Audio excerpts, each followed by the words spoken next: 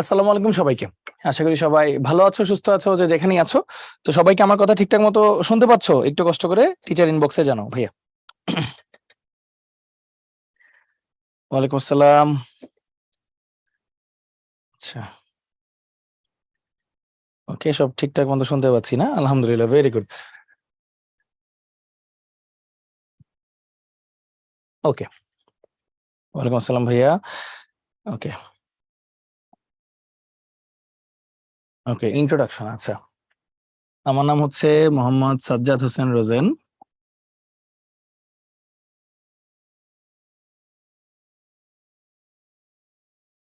ভাইয়া electrical and electronic engineering Tripoli department থেকে পাশ করেছি, বুয়েট থেকে। ওকে, তো ওকে, আচ্ছা, শুনতে পাচ্ছ, ভেরি গুড। আচ্ছা, তো কিছু কথা একটু শুরুতে একটু বলে নেই আর কি। হ্যাঁ, তো আজকে তো আমাদের এমসিকিউ বুস্টারের কেমিস্ট্রি যে ক্লাসটা আর কি, সেটা তো লাস্ট ক্লাস আমাদের, তাই তো? তো এখানে কয়েকটা ছোট্ট জিনিস একটু বলে নিতে হবে, বিকজ এই টপিকটা আসলে খুব গুরুত্বপূর্ণ। সেটা হচ্ছে, একটা রিকোয়েস্ট করবো, দেখি তোমরা সবাই আমার কথাটা রাখো কিনা। হ্যাঁ, সেই রিকোয়েস্টটা হচ্ছে যে যখন ভাইয়া পড়াবো, হুম, তখন তোমরা চ্যাট বক্সে থাকবে না। তখন তোমরা ভাইয়ার পড়াটা পুরোপুরি মনোযোগ দিয়ে শুনবা। হ্যাঁ, আর যখন ভাইয়া জিজ্ঞেস করবো তখন হচ্ছে তোমরা চ্যাট বক্সে লিখবা। কেন বললাম? কারণ হচ্ছে, পড়ানোর মাঝখানে যদি তোমরা হঠাৎ করে চ্যাট বক্সে লিখতে থাকো, তখন কি হবে, আমার যদি কনসেন্ট্রেশন ব্রেক হয়, আমি কিন্তু তোমাকে আমার ফুলটা পড়াইতে পারবো না। ব্যাপারটা বুঝছো? সো কনসেন্ট্রেশন ব্রেক করার দরকার নাই। তো আমি যখন পড়াবো, তখন তোমরা আমার সাথে সাথে পড়বা। ভাইয়া এরপর একটু পরে তোমাদের কোয়েশ্চেন করবো, তোমরা কোয়েশ্চেনের অ্যান্সারে ওই জিনিসগুলো বলবা, ঠিক আছে? সো আমরা মিলেমিশে ক্লাস করবো ইনশাল্লাহ। ওকে, আচ্ছা, ভেরি গুড। এই তো লক্ষ্মী বাচ্চারা, থ্যাংক ইউ। আচ্ছা, আরেকটা বিষয় হচ্ছে, এখানে ধরো অনেক মানুষজন আছে, তো তো সবার নাম নেওয়া তো একটু ডিফিকাল্ট। তো আমি চেষ্টা করবো মাঝে মাঝে নামটা নিবো। তো আপাতত তাহলে এইটুকু কমিটমেন্ট ভাইয়ের সাথে দিয়ে দিলা, ঠিক আছে? যে ভাইয়া যখন পড়াবো তখন আমরা কেউ কোনো কিছু বলবো না। তারপর ভাইয়া যখন জিজ্ঞেস করবো বুঝছি কি বুঝছি না, তারপর আমরা কোশ্চেন করবো। ওকে, আচ্ছা। আচ্ছা, আজকে কিন্তু মোটামুটি খুবই গুরুত্বপূর্ণ একটা টপিক ভাইয়া। হ্যাঁ, আচ্ছা, এরপর আরেকটা বিষয়, নামাজের ব্রেক আমি সময় মতোই দিব, সমস্যা নেই। কারণ এক এক জায়গায় একটু 5 থেকে 10 মিনিট একটা হেরফের আছে, তো নামাজ তো আমারও পড়তে হবে। সো আমরা মোটামুটি 6:15-20 দিকে একটা নামাজের ব্রেক দেবো ইনশাল্লাহ, ঠিক আছে? তার আগে চলো আমরা দেখি কতটুকু পড়তে পারি ইনশাল্লাহ। ওকে, প্রথমে আমরা কোনটা পড়বো ভাইয়া? খনিজ সম্পদ, ধাতু, অধাতু। ওকে, খনিজ সম্পদ, ধাতু, অধাতু। আচ্ছা, চ্যাপ্টার শুরু করার আগে আমরা কয়েকটা জিনিস একটু বুঝি আগে। বলতো, খুব দ্রুত ইলেকট্রন ত্যাগ করতে পারে কে? ধাতু নাকি অধাতু? সবাই এই যে একটা কোয়েশ্চেন করলাম, এখন অ্যান্সার দাও। খুব দ্রুত কে কে মানে ইলেকট্রন আগে ত্যাগ করতে পারে, ধাতু নাকি অধাতু? কুইক। ধাতু, মাশাআল্লাহ। ধাতু ইলেকট্রন হচ্ছে আগে ত্যাগ করে। আচ্ছা, অধাতু কি করে ভাইয়া? ইলেকট্রন ত্যাগ করে নাকি গ্রহণ করে? কুইকলি। অধাতু অধাতু হচ্ছে ইলেকট্রন গ্রহণ করে, তাই তো? একটা বোনাস পড়াই দিই তোমাদেরকে, ঠিক আছে? আসো পড়ি। আমরা জানি এই জিনিসটা পড়ছি, তারপর একটা বোনাস জিনিস তোমাদেরকে আগে শুরুতে একটা জিনিস পড়াই দিই।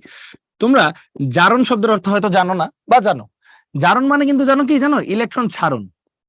জারণ মানে হচ্ছে ইলেকট্রন ছাড়ন। ইলেকট্রন ছাড়ে কে বলো? ধাতু, মাত্র বললাম। আর ধাতু কি গঠন করে? দেখো, ধাতুর একটা উদাহরণ হচ্ছে সোডিয়াম।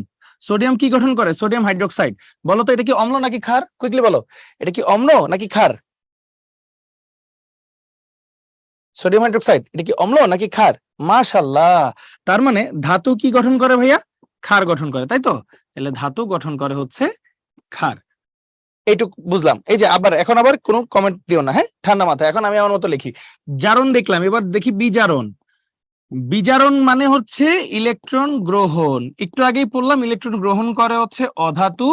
একটা ভালো অধাতু হচ্ছে হাইড্রোজেন, ও কি তৈরি করে? একটা অ্যাসিড। তাহলে অধাতু গঠন করে হচ্ছে অম্ল। তার মানে দেখো তো, আমরা টেকনিক্যালি একটা মজার জিনিস পড়ে ফেললাম, বোনাস জিনিস। সেটা হচ্ছে, জারণ কার হয়? ক্ষারের। ক্ষার কি করে? ইলেকট্রন ছাড়ে। বিজারণ কার হয়? অম্লের। অম্ল কি করে? ইলেকট্রন গ্রহণ করে। এই সেম কনসেপ্টটা ইনশাআল্লাহ তোমরা যখন ইন্টার উঠবা, দেখবে এটার একটা আলাদা সৃজনশীলই আসে বোর্ড পরীক্ষায়, শুধুমাত্র এইটুকু একটা কনসেপ্টের। আস্তে আস্তে আমরা তখন দেখবো না, ঠিক আছে? ব্যাপারটা ইজি না খুব? যা পড়ছো তাই, এটার মধ্যে থেকে কমন চলে আসলো। ওকে, আচ্ছা, এটা ছোট্ট একটা বোনাস জিনিস আর কি, জাস্ট এমনি দেখাইলাম। হ্যাঁ, আচ্ছা, তোমরা সবাই পারছো না? মাশাআল্লাহ। ওকে, সো চলো এবার একটু আসল পড়ার দিকে যাই, আমরা এমসিকিউ বুস্টারের দিকে যাই। ফার্স্ট কথা, কপার ও টিন গলিয়ে তৈরি সংকর ধাতু কোনটি? বলো তো, অপশনে কোনটা হবে? তোমরা বলো। ভাইয়া বলার চেয়ে তোমরা বলাটা বেশি বেটার। বলো কোনটা হবে?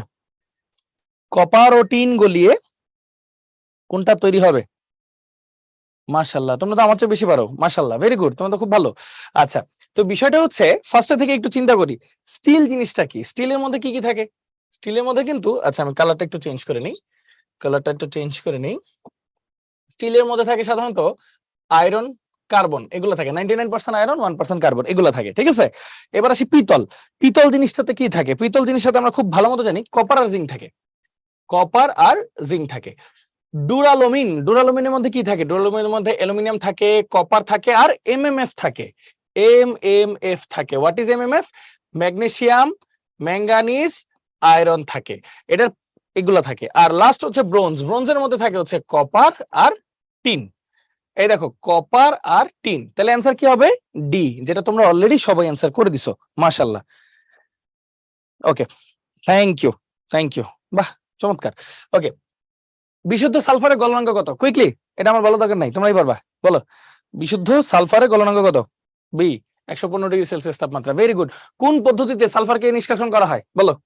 এটাও পারবা আশা করি। কোন পদ্ধতিতে সালফারকে নিষ্কাশন করা হয় বলো? কোন পদ্ধতিতে সালফারকে নিষ্কাশন করা হয়? নাম কি পদ্ধতির? আচ্ছা, ভেরি গুড, ফ্রাশ পদ্ধতি, তাই না? ফ্রাশ পদ্ধতিতে সালফারকে নিষ্কাশন করা হয়, তাই না? 115°C তাপমাত্রা লাগে। আচ্ছা, ফ্রাশ পদ্ধতি, জাস্ট এমনি কয়েকটা নাম বললাম আর কি, এক্সট্রা তথ্য আর কি, ঠিক আছে। আচ্ছা, এবার আসি সামনে। ওকে, এখন আবার চ্যাট বক্সে বন্ধ, হ্যাঁ, এখন আবার কথাবার্তা অফ। ওকে, এবার আবার ঠান্ডা মাথায় একটু পড়াই। বলছে কোনটি দ্বারা গ্যালভানাইজিং করা হয়? গ্যালভানাইজিং অর্থটা কি আগে একটু বলি। গ্যালভানাইজিং মানে হচ্ছে যে কোনো কিছুর উপর জিঙ্কের প্রলেপ দেওয়া আর কি, হ্যাঁ, জিঙ্কের প্রলেপ দেওয়া। এখন জিঙ্কের যদি প্রলেপ দেওয়া হয় তার অর্থ কি? ধরো আমার সে ফর এক্সাম্পল এখানে একটা বক্স আছে, এই বক্সের চারপাশে বা বক্সের উপরে আমি একটা জিঙ্কের প্রলেপ দিব, এই পদ্ধতিকে বলা হয় গ্যালভানাইজিং। তাহলে কার প্রলেপ দেওয়া হবে তাকে আসলে রাখা হয় অ্যানোডে, যার প্রলেপ দেওয়া হবে তাকে রাখা হয় কোথায়? অ্যানোডে। তাহলে দেখো কোনটি দ্বারা গ্যালভানাইজিং করা হয় বা অ্যানোডে কাকে রাখা হয়? অ্যান্সার হচ্ছে জিঙ্ক, ঠিক আছে। অ্যান্সার হবে হচ্ছে জিঙ্ক, ঠিক আছে, সিম্পল অ্যান্সার। ওকে, তোমরা কিন্তু অ্যান্সার দিবা না, হ্যাঁ, তোমরা কিন্তু অ্যান্সার দিবা না, তোমরা মনোযোগ দিয়ে শুনো, হ্যাঁ। অ্যান্সার আমি জিজ্ঞেস করব, কঠিন গুলোটা জিজ্ঞেস করব। ওকে, ফার্স্টে আসি, কি বলছে? পর্যায় সারণীর খণ্ডিত অংশ এ দেওয়া আছে। এ কি? সিলিকন, সিলিকন তো 14 নম্বর, তাই না? তাহলে এ হচ্ছে 13 নাম্বার, মানে কি? অ্যালুমিনিয়াম, ঠিক না? এটা হলো 15, 16, 17। আচ্ছা, তাহলে বিটা কি? বিটা তোমরা সবাই বুঝবা, ফসফরাস, এটা নিয়ে কোনো সন্দেহ নেই। আচ্ছা, এবার খেয়াল করো, এ ও বি প্রতীকী অর্থে ব্যবহৃত হয়েছে, এটা আমরা বুঝছি, সমস্যা নাই। উদ্দীপকে এ মৌলটির আকরিক কোনটি? চলো দেখি, কোনো সমস্যা নাই। চ্যালকোসাইড, চ্যালকোসাইড হচ্ছে চ্যালকোজেন গ্রুপের আন্ডারে পড়ে। চ্যালকোজেন গ্রুপ মানে কত? গ্রুপ 16, গ্রুপ 16, তাই না? তাহলে এটা থাকবে হচ্ছে গ্রুপ 16, তার মানে অ্যালুমিনিয়াম তো ওই গ্রুপে না, তার মানে এটা বাদ। লিমোনাইট, হেমাটাইট, দুইটাই কিন্তু কার আন্ডারে পড়ে? আয়রনের আন্ডারে পড়ে, তাহলে এটাও হবে না। Last but not the least থাকলো কে? বক্সাইড। বক্সাইডের সংকেত তোমরা সবাই জানো, অ্যালুমিনিয়াম অক্সাইড ডট 2H2O, তার মানে অ্যালুমিনিয়ামের ঘরানার লোককে, মানে এ ঘরানার লোককে, অ্যান্সার হবে ডি, বক্সাইড। মাশাআল্লাহ, ওকে, ভেরি গুড, সবাই তাহলে অ্যান্সার গুলো পারি, ভেরি গুড। ওকে ওকে, এই সবাই অ্যান্সার দেওয়ার দরকার নেই, শোনো শোনো, সবাই এখন হচ্ছে অ্যান্সার দেওয়ার দরকার নেই, ঠান্ডা মাথায় শোনো। একটু স্টপ করে ফেলো, লেখাটা একটু স্টপ করে ফেলো সবাই, এখন আর কমেন্ট দিও না, হ্যাঁ, একটু স্টপ করো। ওকে, অ্যান্সারটা কখন দিবা? কঠিন জিনিসে অ্যান্সার দিবা, সোজা জিনিসে না, ভাইয়া জানতে চাবো, ঠিক আছে। আর যেগুলো একটু সহজ এগুলো ভাইয়া নিজেই পড়াই দিব, কঠিন গুলা ভাইয়া জানতে চাবো অ্যান্সার কোনটা হয়, তারপর মিলেমিশে আমরা সলভ করবো, ঠিক আছে। এখন অ্যান্সার দেওয়ার দরকার নেই, ইনশাল্লাহ কোনো সমস্যা নেই। তো চলো একটু আমরা আগের দিকে যাই। দেখো, মরিচার সংকেত কোনটি? এটা আমরা খুব ভালো মতো সবাই ভালো মতো জানি, এটা হচ্ছে Fe2O3.NH2O। এটা প্রচুর প্রশ্ন আসে, হ্যাঁ, এটা কিন্তু প্রচুর পরিমাণে প্রশ্নে আসে। সো এটা ভুল করার কোনো ধরনের কোনো স্কোপ তোমাদের নাই, সো এটা নিয়ে সমস্যা নাই। ওকে, এবার আসি, সোডিয়াম ধাতু নিষ্কাশন করা হয়, আটকাই, সোডিয়াম ধাতু নিষ্কাশন করা হয়। ধাতু নিষ্কাশন করার আগে আমাদের ধাতুর সক্রিয়তা সিরিজটা জানা লাগবে। আমরা কি সক্রিয়তা সিরিজ পারি নাকি পারি না বলো তো একটু কুইকলি। সক্রিয়তা সিরিজটা কি পারি নাকি পারি না এটা বলো। পারি না? আচ্ছা, আমি একটা পেজ নিই আগে, হ্যাঁ, দাঁড়াও, আমি একটা পেজ নিই, পেজ দিয়ে তোমাদেরকে, ওই যে একটা সিরিজ ছিল না আমাদের, মনে আছে? লি, কে, না, কে, ম্যাকগাইভার, এলো যেন ফিরে, স্বর্ণ পাবে হায়, কোথাকার হাজি আজি পিটাবে আমায়। আমি কিন্তু তোমাদের বই যেটা আছে তার চেয়ে বড়টা দিছি, ঠিক আছে, তার চেয়ে বড়টা দিছি। বই যেটা আছে ওইটুক পারলেই হবে, বই যেটা আছে ওইটুক পারলেই হবে, এর চেয়ে বেশি দরকার নাই। বই যেটা আছে ওইটুক পারলেই হবে। এখন বইয়ের ভাষ্য মতে, তোমাদের বইয়ের ভাষ্য মতে এই যে অ্যালুমিনিয়াম পর্যন্ত যারা আছে তাদেরকে কিভাবে বিশ্লেষণ করা যায় বলো তো? ওকে ঠিক আছে সুবা, যেভাবে হবে ইনশাল্লাহ, সমস্যা নেই। বলো এটা কিভাবে করা যায়? তড়িৎ বিশ্লেষণ, তাই না? এগুলাকে পৃথক করার জন্য আমরা ইউজ করি হচ্ছে ইলেকট্রোলাইসিস বা তড়িৎ বিশ্লেষণ। ওকে, তারপর এরপরে গুলাকে কি দিয়ে করা হয় বলো? এরপরে গুলাকে, এই যে এরপরে গুলাকে কি দিয়ে করা হয় ভাইয়া বলো তো? কার্বন বিজারণ পদ্ধতি, কার্বন বিজারণ পদ্ধতি। আর হাইড্রোজেন ছাড়া বাকি গুলার মধ্যে, তাও একটু স্পেসিফিক্যালি লিখে দিই, হাইড্রোজেন ছাড়া বাকিগুলা বলতে এই যে এই তিনটাকে যদি তুমি ধরো, ঠিক আছে, এই তিনটাকে আমরা কি করি? স্ববিজারণ। এদের নাম স্ববিজারণ কেন হয়েছে জানো? বলো, স্ববিজারণ কেন হয়েছে জানো? বলো তো, স্ববিজারণ কেন হয়েছে জানো? জানো না? ওকে, যারা জানো না আরো ভালো হয়েছে, আলহামদুলিল্লাহ, এখন শিখাই। শোনো, হাইড্রোজেনের চেয়ে যারা পাওয়ারফুল, খেয়াল করো, একটা বিক্রিয়া আছে, সে ফর এক্সাম্পল তোমার কাছে আছে ধরো জিঙ্ক প্লাস H2SO4, এটা বিক্রিয়া করে হয়ে যাবে জিঙ্ক সালফেট প্লাস H2। মানে হাইড্রোজেনের চেয়ে উপরে যারা থাকে তারা হাইড্রোজেনকে প্রতিস্থাপন করতে পারে, তারা হাইড্রোজেনকে কি করতে পারে? প্রতিস্থাপন করতে পারে। কিন্তু হাইড্রোজেনের নিচে যারা আছে তারা হাইড্রোজেনকে প্রতিস্থাপন করতে পারে না, তারা নিজেই বিজারিত হয়ে যায় অটো। এজন্যই অটো বিজারণ, হাইড্রোজেনের দরকার পড়ে না। এজন্য একে বলা হয় অটো বিজারণ বা স্ববিজারণ, ঠিক আছে, হাইড্রোজেনের নিচের গুলা। আর লাস্টের দুইজনের খবর কি বলো? এদেরকে অলমোস্ট মুক্ত অবস্থায় পাওয়া যায়, তাই না? এদেরকে অলমোস্ট মুক্ত অবস্থায় যে খনিতে পাওয়া যায়।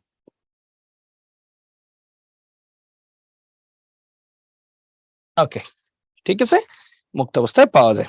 ওকে, যেমন আরেকটা এক্সাম্পল দিই তোমাদেরকে, দেখো, ধরো copper plus H2SO4, no reaction. কেন? কারণ কপারটা কিন্তু হাইড্রোজেনের নিচে, এজন্য ও হাইড্রোজেনকে প্রতিস্থাপন করতে পারবে না, এজন্য হাইড্রোজেনকে প্রতিস্থাপন করতে পারবে না, ঠিক আছে। আচ্ছা, তাহলে মোটামুটি হালকা পাতলা বুঝছি না সবাই যে স্ববিজারণ কেন বলছে?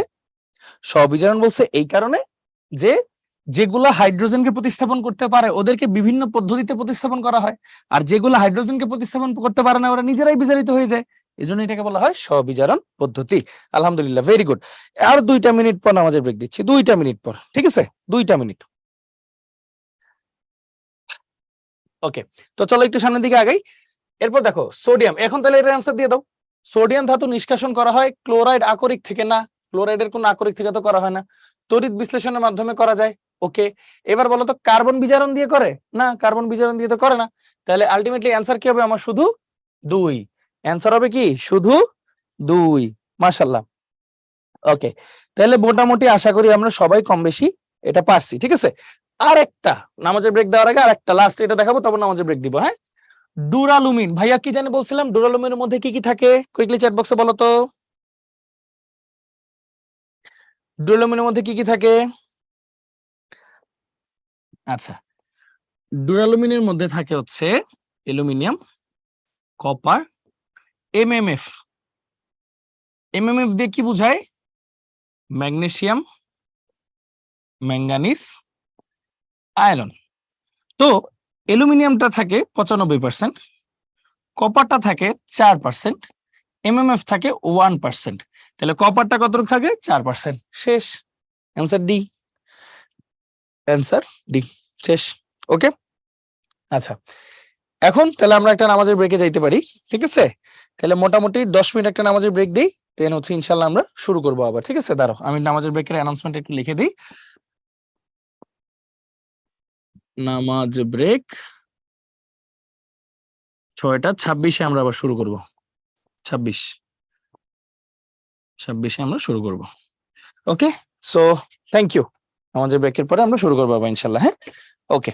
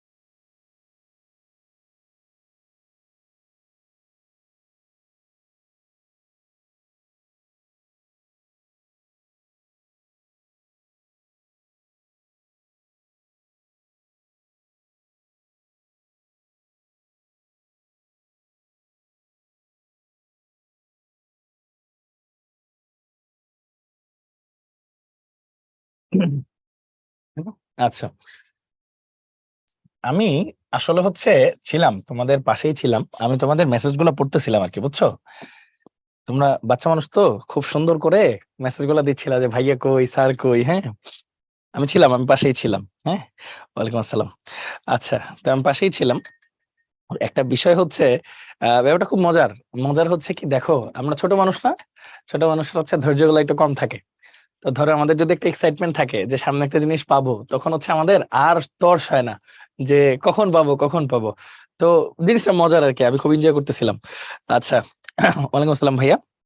Sure Isha, sure. আচ্ছা, হ্যাঁ মজা লাগে তো জিনিসটা। ওকে, নামাজ পড়া শেষ সবার আলহামদুলিল্লাহ। আচ্ছা, গুড।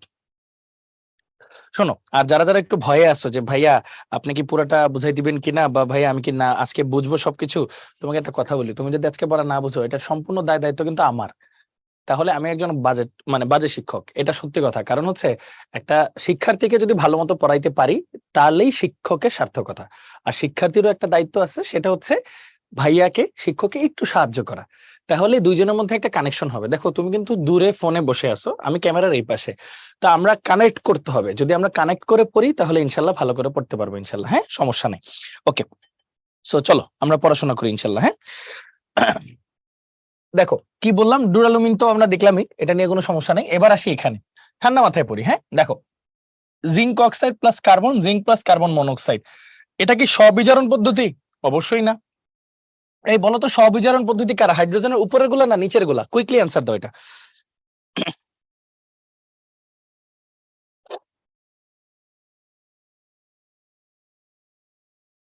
নিচে এগুলো না, মাশাআল্লাহ, ভেরি গুড।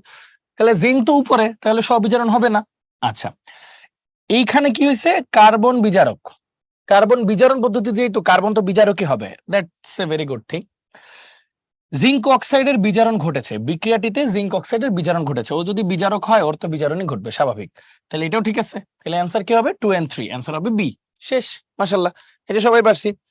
আর একটা মজার জিনিস তোমাদেরকে বুঝাই, শোনো, মনোযোগ দিয়ে শুনবা। হ্যাঁ, মনোযোগ দিয়ে শোনো। এরকম যখন মাল্টিপল কোশ্চেন অ্যান্সার থাকবে, একটা যদি রং হয়, বাকি দুটা তো এমনিই ঠিক, টেস্ট করারও দরকার নাই। ঠিক আছে, এরকম একটু বুদ্ধি খাটাতে হবে ভাইয়া। হ্যাঁ, আচ্ছা, কম বেশি সবগুলাই সানিয়া ভাইয়া, বুঝছো?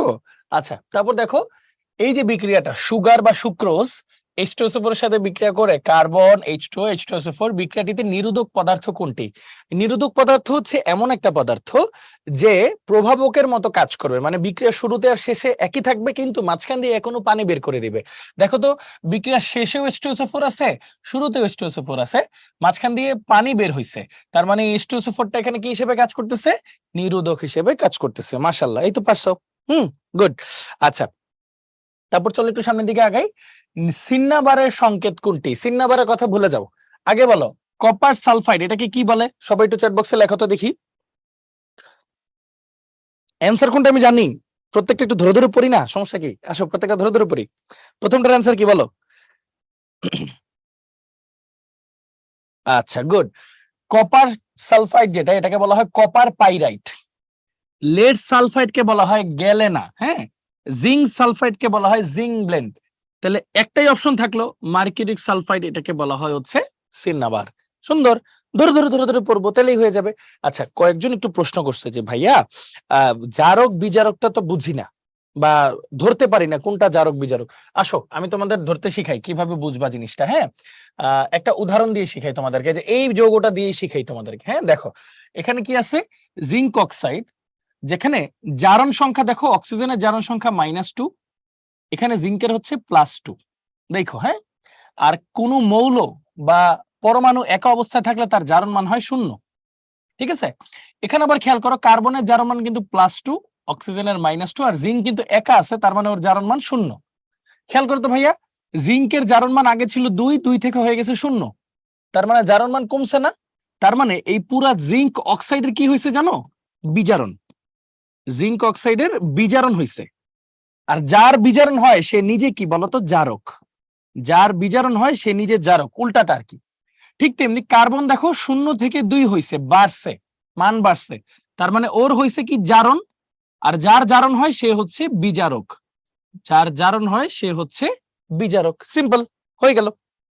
ঠিক আছে, তাহলে এইবার কি বুঝতে পারছো কিছুটা? বলো তো ভাইয়া একটু চ্যাট বক্সে কষ্ট করে।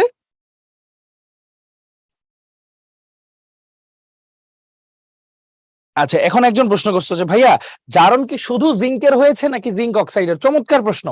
শোনো, এই বিক্রিয়া সবসময়, আমি তোমাদেরকে আরেকটা উদাহরণ দিই, হ্যাঁ, আরেকটু ভালো মতো ক্লিয়ার হবে তোমাদের। হ্যাঁ, আরেকটা উদাহরণ দেই, একটু সময় নেই। হ্যাঁ, ধরো তোমার কাছে উদাহরণ আছে ভাইয়া, টিন ক্লোরাইড, প্লাস 4 হলে 3, তাহলে ফেরিক ক্লোরাইড, এখান থেকে ধরো হইছে SnCl4 প্লাস FeCl2।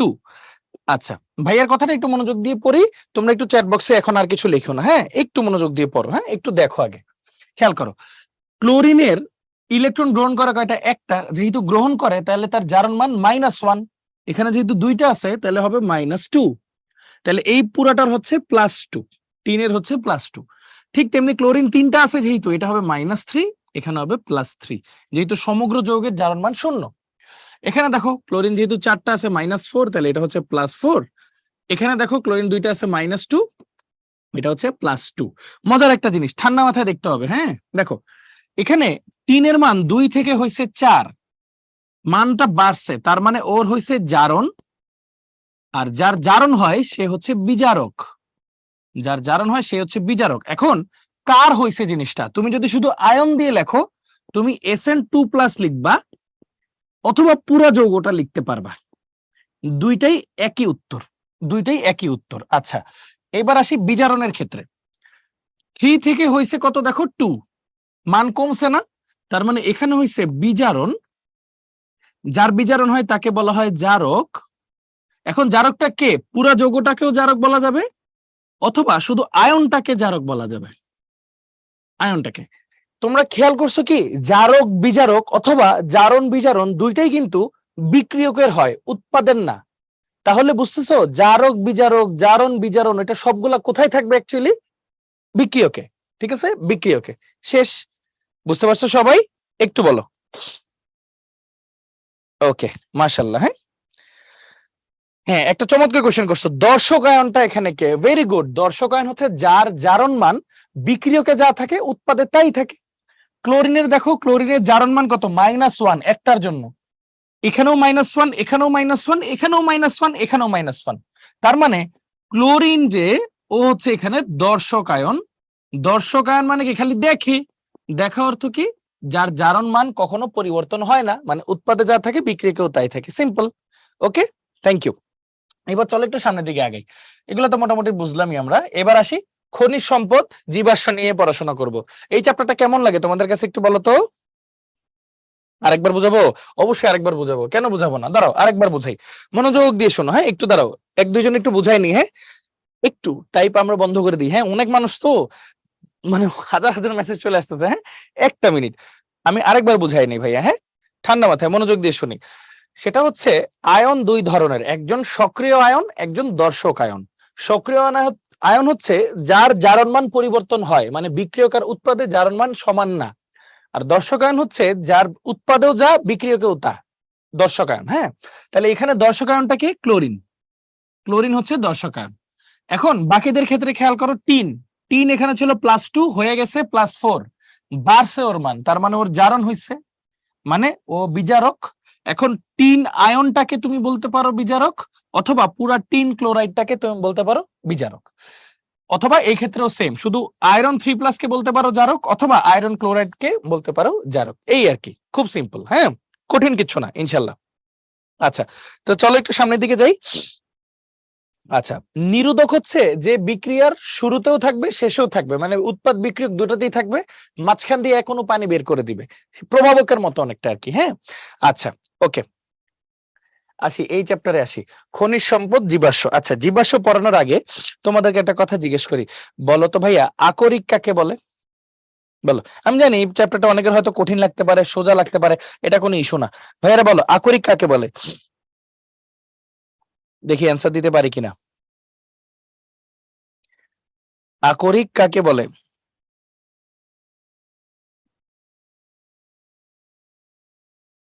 হুম, আচ্ছা, ধরো আমি একটা খনি খুললাম, খুঁড়ে দেখলাম ওখানে সব আবর্জনা।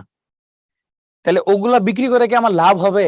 লাভ হবে না, লস হবে। কেন? এই খনি খুঁড়তে গিয়ে যে মেশিন গুলা ভাড়া আনলাম, এগুলা টাকাটাই তো মার গেল। তাহলে ওইসব জিনিসপত্র গুলাকে আমরা কিন্তু আকরিক বলবো না। তাহলে আকরিক কাকে বলবো? আকরিক বলবো যেসব জিনিসকে খনি থেকে উত্তোলন করার পর বিক্রি করে লাভ করা যায়, তাদেরকে বলবো আকরিক। আকরিকটা হইতে হবে লাভজনক, ঠিক আছে? লাভজনক। ওকে, আচ্ছা, ভেরি গুড। এই তো মাশাআল্লাহ, তোমরা তো সবাই পারো। আচ্ছা, এবার আসি, এই জীবাশ্ম পড়তে গেলে জৈব যৌগের ব্যাপারটা চলে আসে। জৈব যৌগের ব্যাপারটা চলে আসলে অনেক ধরনের প্যাচ মাথায় চলে আসে। আচ্ছা, ভালো কথা। এখন জৈব যৌগ যদি আমাদের পড়তে হয়, তাহলে কয়েকটা জিনিস একটু সুন্দর করে বুঝাই দিই, আশা করি ভালো মতো পারবা। বলো তো, জৈব যৌগের আবিষ্কারক মানে জনক আমরা কাকে বলি? ফ্রেডরিক ওহলার নাকি না ফ্রেডরিক ভোলার, কাকে বলি বলো তো একটু?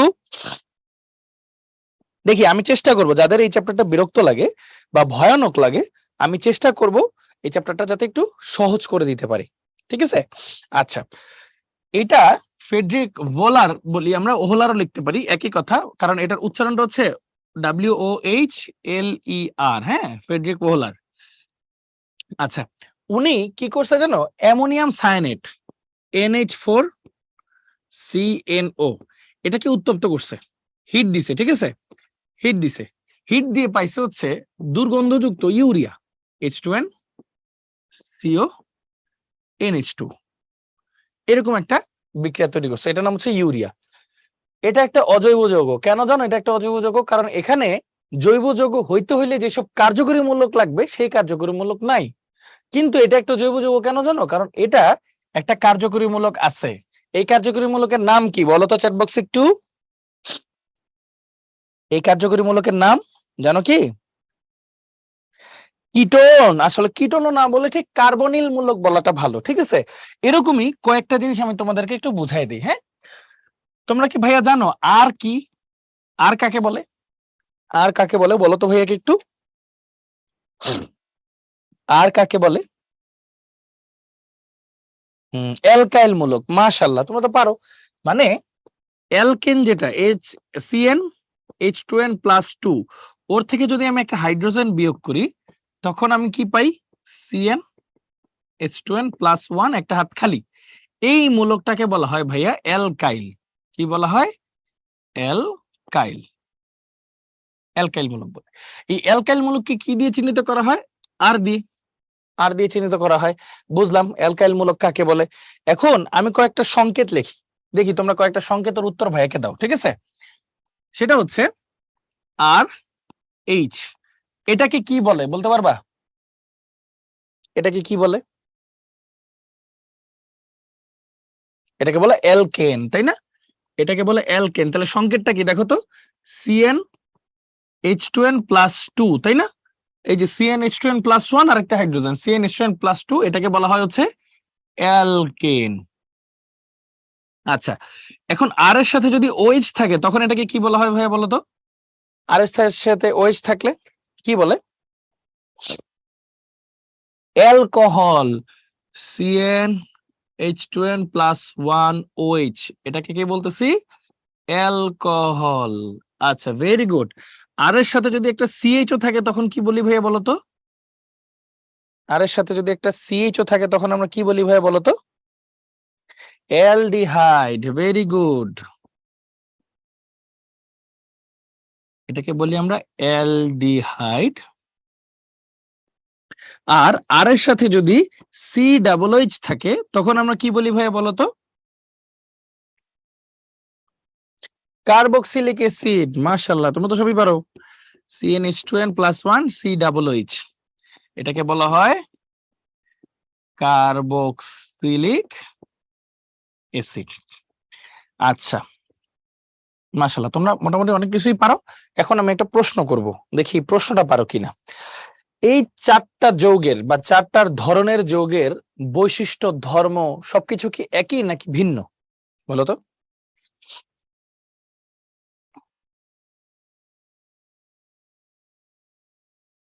বৈশিষ্ট্যগুলা ভিন্ন।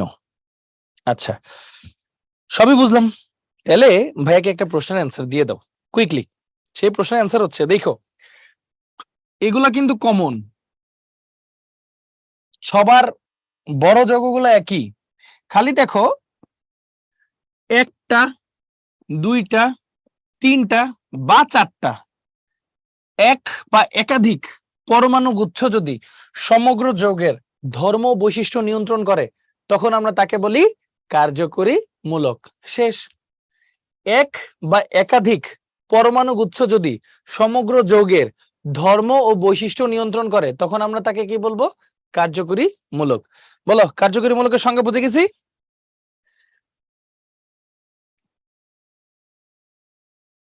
গুড, ভেরি গুড, মাশাআল্লাহ। এই দেখছো কত সোজা। কে বলছে এই চ্যাপ্টার কঠিন?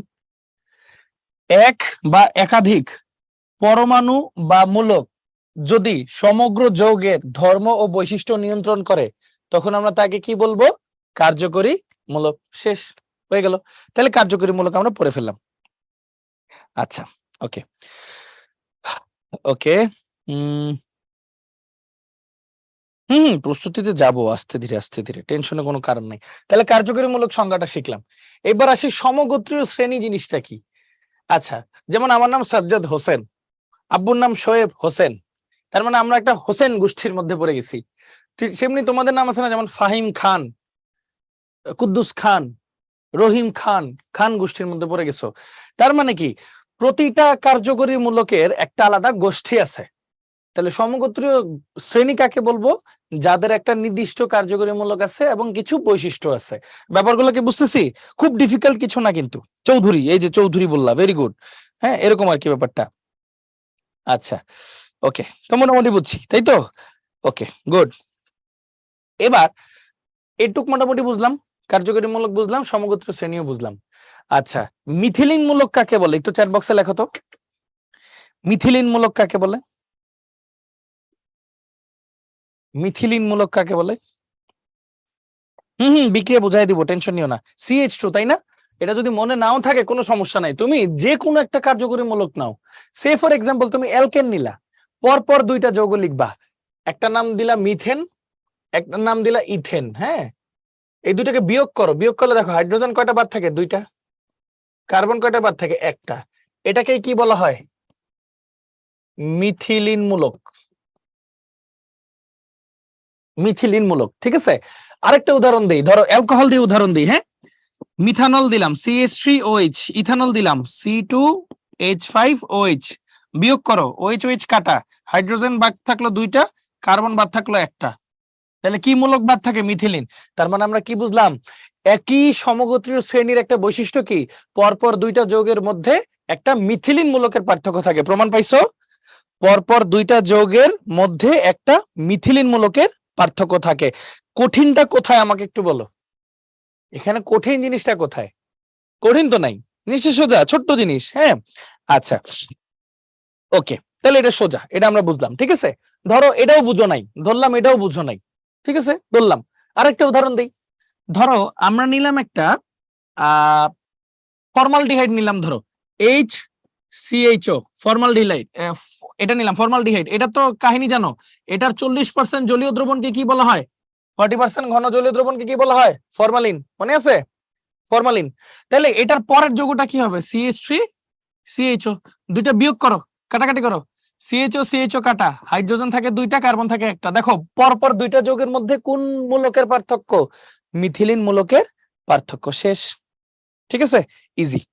আচ্ছা, এইটুক তো বুঝছো, এইটুক বুঝলেই হবে, এরপর এগুলো আরো সোজা হয়ে যাবে, টেনশন নিও না। শেষ। এবার সামনে আসি, দেখো ফরমালিনে শতকরা কত ভাগ পানি থাকে? দেখি এটার অ্যান্সার দাও তো। ফরমালিনে শতকরা কত ভাগ পানি থাকে? দেখি অ্যান্সার দাও। আচ্ছা ভাইয়া, একটু আগে পড়াইলাম ফর্মালডিহাইড বা মিথানলের 40% অ্যাকুয়াস সলিউশন বা ঘন জলীয় দ্রবণকে বলা হয় হচ্ছে ফরমালিন। তার মানে ওর 40 ভাগ থাকে হচ্ছে এই মিথানল HCHO, আর 60 ভাগ থাকে কি? পানি। তার মানে পানিরটা চাইছে, তাহলে অ্যান্সার কিন্তু সি, 60। ঠিক আছে, অ্যান্সার সি। ভেরি গুড, মাশাআল্লাহ, এই তো পারছো। এরপর আসি, দেখো কি বলছে। CH3 CH2 COO NaOH calcium oxide X sodium carbonate. এটা কি বিক্রিয়া? নাম জানি, নাম জানি, নাম কি? এটাকে বলা হয় ডিকার্বক্সিলেশন। এটাকে কি বলা হয়? D carboxylation. কেন ডি কার্বক্সিলেশন বলে সেটাও তোমাদেরকে উদাহরণ দিয়ে আমি দেখাই দিই। দাঁড়াও আগে একটা পৃষ্ঠা নিয়ে দেখাই দিই, মনোযোগ দিয়ে দেখো। হ্যাঁ, ধরো তোমার কাছে আছে হচ্ছে CH3 COOH plus sodium hydroxide. আমরা কি জানি অ্যাসিড আর ক্ষার বিক্রিয়া করে কি কি তৈরি করে বলো? অ্যাসিড আর ক্ষার বিক্রিয়া করে কি কি তৈরি করে? লবণ আর পানি, তাই না? এই এইচটা এই OH এর সাথে বিক্রিয়া করবে, তাহলে তৈরি করলো পানি। তারপর এই সোডিয়ামটা এখানে এসে বসবে, তৈরি করলো কি CH3 COONA। এখন একটা মজার জিনিস তোমাদেরকে বলি, আমার যদি এই লবণটারে নিতে হয় বিক্রিয়ায়, তাহলে কি পানিটারে কি করতে হবে? গায়েব করে ফেলতে হবে না? বলতো পানিকে কে গায়েব করে? নিরোধক গায়েব করে না? বুঝি, পানিকে কে গায়েব করে? নিরোধক। এজন্যই ওর সাথে আমি কি করি, আরেকবার যখন সোডিয়াম হাইড্রোক্সাইডের বিক্রিয়া করাইতে যাই তখন আমি এক্সট্রা একটা দিই ক্যালসিয়াম অক্সাইড। কেন দিই জানো? কারণ ও হচ্ছে নিরোধক। ও হচ্ছে নিরোধক। নিরোধক কি করে? এই পানিটা শোষণ করে ফেলবে, ওই পানিটা শোষণ করে ফেলবে। তাহলে থাকবে কি শুধুমাত্র এই অংশটা, থাকবে শুধুমাত্র এই অংশটা। কারণ ওদের মধ্যে বিক্রিয়া হলে কি হবে জানো? এই COONA আর NaO এইটুকু অংশ বিক্রিয়া করবে। দেখুন সোডিয়াম কয়টা আছে? দুইটা না? Na2 একটা কার্বন আছে আর তিনটা অক্সিজেন আছে, CO3 সোডিয়াম কার্বনেট প্লাস। এরপর কি হবে দেখো, এই যে এইটুকু অংশটাই হাইড্রোজেনের সাথে বিক্রিয়া করবে, CH3H, মানে যেটাকে আমরা কি লিখতে পারি? CH4। দেখো আগে কার্বন ছিল কয়টা? একটা, দুইটা কার্বন ছিল। এখন কয়টা কার্বন আছে? একটা কার্বন হ্রাস পায়, এজন্য এটাকে বলা হয় ডি কার্বক্সিলেশন, মানে কার্বন হ্রাস পাওয়া। ডি কার্বক্সিলেশন, কার্বন হ্রাস পাইছে বলে এটাকে বলা হয় ডি কার্বক্সিলেশন। আশা করি আর কখনোই এই জিনিসটা তোমাদের ভুল হবে না। তাহলে চলো এই পরেরটার জন্য একটু প্র্যাকটিস করি। আসো এটার জন্য একটু প্র্যাকটিস করি। পড়ো CH3 CH2 COONA। সবাই বলো এই ক্যালসিয়াম অক্সাইডের কাজ কি? ও কি করে? কুইকলি চ্যাট বক্সে লেখো। আরেকবার পড়াই দিব, এখানে পড়াই দিব, টেনশন নিও না। ক্যালসিয়াম অক্সাইডের কাজ কি? উত্তর দিও না, উত্তর দিও না, ভাইয়া যেটা বলি সেটার উত্তর দাও। নিরোধক। মাশাআল্লাহ, এই তো পারো তো। তাহলে দেখো কি বলছিলাম, এই COONA আর NaO এই তিনজন বিক্রিয়া করবে, কি তৈরি করবে? দেখো দুইটা সোডিয়াম, Na2 একটা কার্বন, এই যে কার্বন, এই যে দুইটা আর একটা, তিনটা অক্সিজেন শেষ। তাহলে কি এইটুকু অংশের সাথে এইটুকু অংশের বিক্রিয়া হবে, তাহলে কি তৈরি হবে? X এর মান CH3 তাহলে এটার উত্তর কি? C2H6 C2H6। সোজা। এগুলো মুখস্থ কেন করা লাগবে? বুঝে বুঝেই তো পড়া যায়, তাই না? আচ্ছা, শেষ হয়ে গেল। আচ্ছা এবার চলো একটু সামনের দিকে আগাই। কি বলছে দেখো, এক্স যৌগ কি আমরা একটু আগে পড়ছি, C2H6, যেটা একটা কি অ্যালকেন নাকি অ্যালকিন? বলো তো চ্যাট বক্সে, অ্যালকেন নাকি অ্যালকিন? কোশ্চেন কি? মিথানয়িক অ্যাসিডে এন এর মান শূন্য, অ্যালকেন, তাই না? অ্যালকেন। ওকে, কি বলছে? এক্স যৌগ ক্লোরিনের সাথে বিক্রিয়ায় তৈলাক্ত পদার্থ উৎপন্ন করে না, এটা উৎপন্ন করে হচ্ছে অ্যালকিনরা। অ্যালকিনরা হচ্ছে ক্লোরিনের সাথে বিক্রিয়ায় তৈলাক্ত পদার্থ উৎপন্ন করে। সম্পৃক্ত মুক্ত শিকল হাইড্রোকার্বন, সম্পৃক্ত হাইড্রোকার্বন, ঠিক আছে। কক্ষ তাপমাত্রা গ্যাসীয় অবস্থায়, সেটাও ঠিক আছে, কারণ 7 কার্বন পর্যন্ত গ্যাসীয় অবস্থায় থাকে। তাহলে 2 আর 3, তাহলে অ্যান্সার হচ্ছে বি, 2 আর 3। অ্যান্সার হচ্ছে বি, 2 আর 3। ওই একটা না হলে তো বাকিটা বাদই। হ্যাঁ, অয়েল ফর্ম কে করে ভাইয়া? কিটোন করে, সরি অ্যালকিন করে। হ্যাঁ, ওকে, তাহলে এটা আমরা মোটামুটি দেখলাম। হ্যাঁ, তো চলো একটু সামনের দিকে আগাই আমরা। কোনটি রেকটিফাইড স্পিরিটের মূল উপাদান? দেখো অনেকবার আসছে, অ্যান্সার কি হবে বলো? কোনটি রেকটিফাইড স্পিরিটের মূল উপাদান জানো? রেকটিফাইড স্পিরিটের মূল উপাদান হচ্ছে ইথানল। ইথানলের 96% দ্রবণকে বলা হয় রেকটিফাইড স্পিরিট। তাহলে এটার 96% নিলে আমরা কি পাবো? Rectified spirit. ঠিক আছে, অ্যান্সার হবে ডি। এরপর বলো C2H6 plus bromine UV HBr এ যৌগ হতে প্রস্তুত সম্ভব। আচ্ছা এটা কি আগে একটু বলো তো চ্যাট বক্সে, এটা কি? চলো দেখি। C2H6, ঠিক আছে, প্লাস ব্রোমিন। তাহলে C2H6 প্লাস ব্রোমিন কি কি আছে একটু চলো চিন্তা ভাবনা করি, একটা পেজ নেই। C2H6 প্লাস ব্রোমিন ইউভির উপস্থিতিতে কি হবে, এই একটা হাইড্রোজেন এই ব্রোমিনের সাথে চলে যাবে, তৈরি করবে HBr, আরেকটা ব্রোমিন এখানে চলে আসবে, তাহলে তৈরি করবে হলো HCHHCHHBr, এটা তৈরি করবে। ঠিক আছে, এটা তৈরি হবে। আচ্ছা বুঝলাম, বলছে এটা থেকে কি কি যৌগ তৈরি করা যায়, ইথানল, ইথিন, পলিথিন, এগুলো তৈরি করা যায় কিনা। তো চলো দেখি কোনটা তৈরি করা যায় কোনটা তৈরি করা যায় না। তোমাদের একটা মজার জিনিস শিখাই দিই, সবসময় মনে রাখবা, এই যৌগে যদি আমরা পটাশিয়াম হাইড্রোক্সাইড অ্যাকুয়াস দেই, হ্যাঁ অ্যাকুয়াস, জলীয়, জলীয় দিলে হয় প্রতিস্থাপন, KOH অ্যাকুয়াস দিলে হবে হচ্ছে প্রতিস্থাপন। প্রতিস্থাপন মানে হচ্ছে এই OH-টা এখানে ঢুকে যাবে আর এই ব্রোমিনটা পটাশিয়ামের কাছে চলে আসবে, তাহলে কি উৎপন্ন করলো, পটাশিয়াম ব্রোমাইড প্লাস CH3CH2OH, মানে ইথানল, ইথানল তৈরি হইলো। আচ্ছা এরপর খেয়াল করো, এখানে যদি আমি KOH অ্যালকোহলীয় দিই তাহলে তৈরি হবে অপসারণ, KOH দিব অ্যালকোহলীয়, তাহলে হবে অপসারণ। অপসারণ হইলে কি কি হয় আসো দেখি, অপসারণ হইলে পটাশিয়াম এই ব্রোমিনকে নিয়ে চলে যাবে, KBr প্লাস এই OH-টা কি করবে, এই পাশের একটা H কে নিয়ে চলে যাবে, H2O, তাহলে কি ওর একটা হাত আর একটা হাত, দুইটা হাত খালি, তাহলে তৈরি করবে হচ্ছে ইথিন, তাহলে তৈরি করবে হচ্ছে ইথিন, ইথিন তৈরি হবে, তাহলে তৈরি হবে হচ্ছে ইথিন। আচ্ছা এখানে একটা মজার জিনিস, যদি ইথিন তৈরি হয়, দেখো N সংখ্যক ইথিনকে যদি আমরা নিয়ে কি করি, পলিমারকরণ বিক্রিয়া করাই, হিট ট্রিট দেই, তাহলে কি পাওয়া যায়, পলিথিন। তাহলে এখান থেকে আসলে কিও পাওয়া সম্ভব, পলিথিন পাওয়া সম্ভব। তার মানে কি তিনটেই পাওয়া যাচ্ছে না, তার মানে কি পাওয়া যাচ্ছে ভাইয়া, তিনটেই পাওয়া যাচ্ছে, ইথানল, ইথিন, পলিথিন, তার মানে অ্যান্সার হবে ডি, তিনটেই কিন্তু পাওয়া সম্ভব, তাহলে তিনটেই কিন্তু পাওয়া সম্ভব। আরেকবার দেখাই, ঠিক আছে, মনোযোগ দিয়ে দেখো, ঠান্ডা মাথায় দেখো, হ্যাঁ মনোযোগ দিও, হ্যাঁ আবার বলি, পটাশিয়াম হাইড্রোক্সাইড দুইটা ভাবে পাওয়া যায়, একটা হচ্ছে জলীয় বা অ্যাকুয়াস, আর একটা হচ্ছে অ্যালকোহলীয়। যদি অ্যালকোহলীয় হয় তখন অপসারণ বিক্রিয়া হয়, মানে কোনো কিছু ঢুকবে না, খালি বের হবে। দেখো পটাশিয়াম ব্রোমিনকে নিয়ে বের হয়ে গেল, OH-টা হাইড্রোজেনকে নিয়ে বের হয়ে গেল, খালি বের হয়েছে, এটাকে বলা হয় অপসারণ। তাহলে কি দুইটা হাত ভেঙে গেল, নিজেরা জোড়া লেগে গেল, মানে কি ইথিন তৈরি হইলো।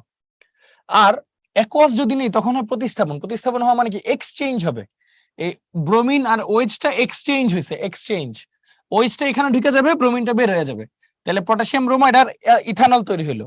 আর ইথিন যদি তৈরি করতে পারো, ওইটাকে পলিমারকরণ করলেই তো পলিথিন পাওয়া যায়। সো আলটিমেটলি অ্যান্সার কি হবে 1 2 and 3, ঠিক আছে 1 2 and 3।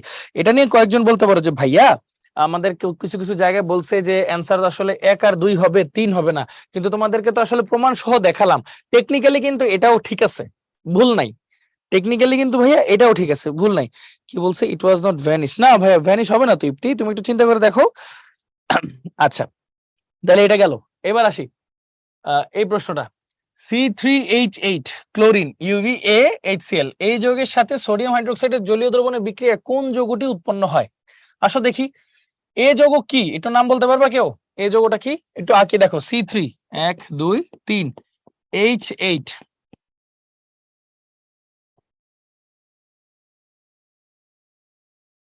সোডিয়াম হাইড্রোক্সাইড নিলাম, জলীয় অ্যাকুয়াস, এই বলো অ্যাকুয়াস হইলে কি হয়, প্রতিস্থাপন নাকি অপসারণ, কুইকলি বলো, প্রতিস্থাপন নাকি অপসারণ হয়। ও সরি, আগে তো ক্লোরিনের বিক্রিয়া করাবো, ক্লোরিনের বিক্রিয়া না করাই দেখছো, তাহলে তাহলে কত কিছু করে ফেলতেছি, আগে ক্লোরিনের বিক্রিয়া করাবো ইউভির উপস্থিতিতে, তাহলে তৈরি হবে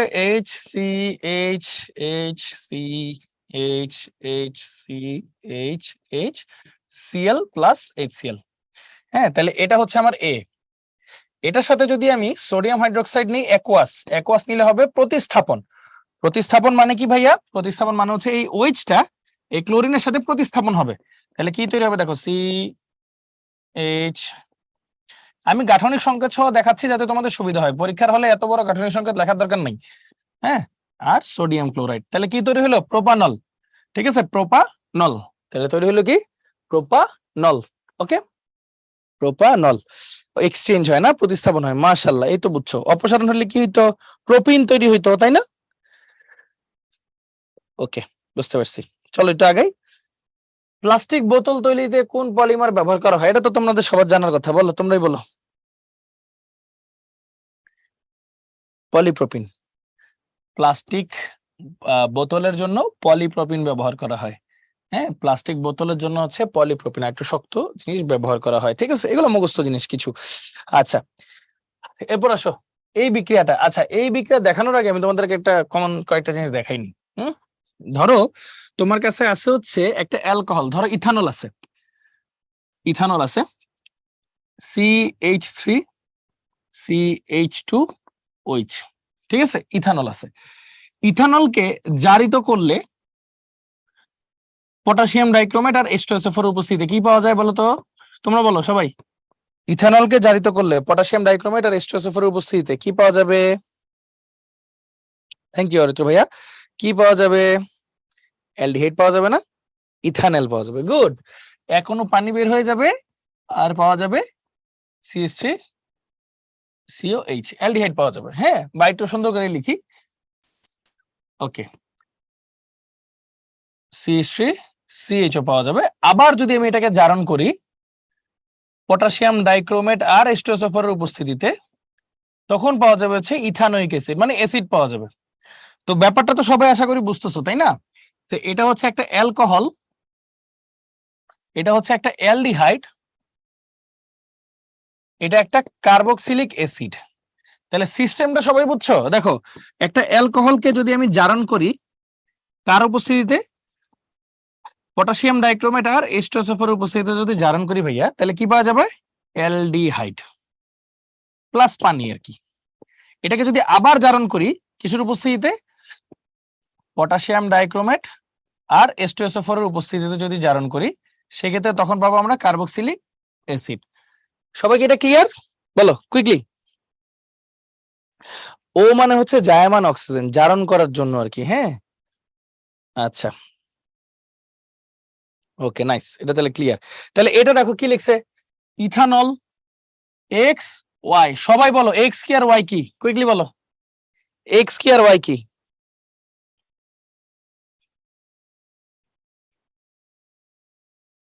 এক্স কি আর ওয়াই কি? Good, very good, good. ভাইয়া একটু আগে দেখাইলাম ইথানল মানে কি? CH3CH2OH। এটাকে যদি জারণ করি তাহলে পাওয়া যাবে ইথানেল, CH3CHO। এটাকে যদি আবার জারণ করি তখন পাওয়া যাবে CH3COOH, কার্বক্সিলিক অ্যাসিড। একদম হুবহু কিন্তু এটাই পড়াইছি ভাইয়া, হুবহু কিন্তু এটাই পড়াইছি। আরেকবার বলি, ইথানলকে জারণ করলে পাবো ইথানেল, অ্যালডিহাইড।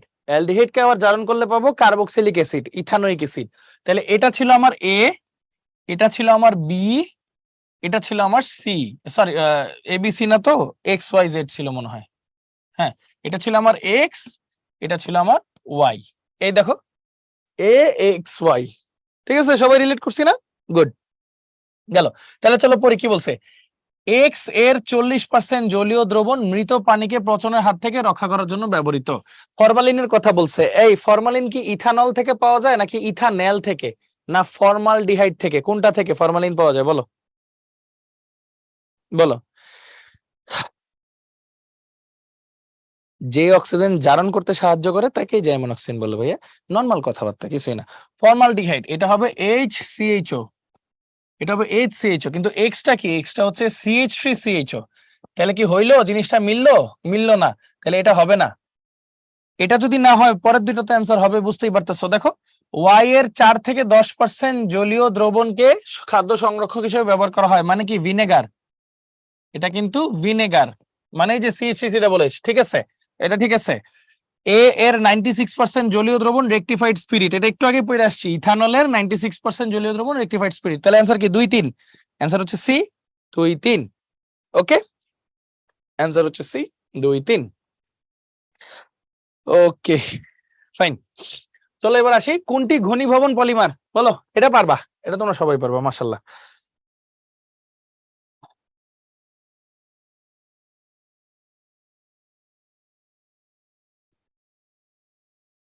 এটা কোনটা হবে? নাইলন 66, তাই না? এটা আমরা সবাই কম বেশি জানি। চলো এটার বিক্রিয়াটা একটু পড়াই তোমাদেরকে। হ্যাঁ, নাইলন 66 এটা আসে পরীক্ষায়। নাইলন 66 এ ব্যবহার করা হয় অ্যাডিপিক অ্যাসিড। অ্যাডিপিক অ্যাসিডটা হচ্ছে, দেখো মনোযোগ দিয়ে দেখো,